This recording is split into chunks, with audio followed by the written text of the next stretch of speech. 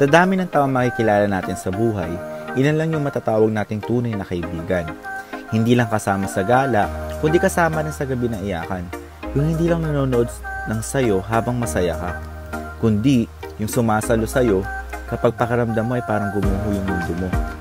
Yung tunay na kaibigan na hindi nawawala kahit hindi kayo araw-araw nagkakausap. Kahit abala sa kanya-kanyang buhay, sa isang mensahe lang, nariyan na agad. Sila yung handang makinig sa kwento mo kahit paulit-ulit na.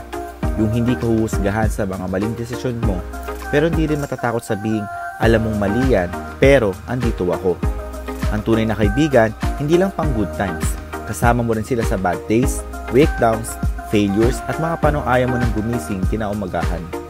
Minsan, tahimik lang sila, walang sermon, walang I told you so, pero sapat na yung presensya nila para maramdam mong hindi ka nag-iisa.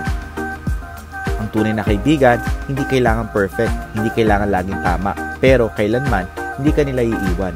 Sila yung magpapaalala sa'yo kung sino ka sa mga panahon na kalimutan mo na. Sila yung naniniwala sa'yo kahit ikaw, duda na sa sarili mo.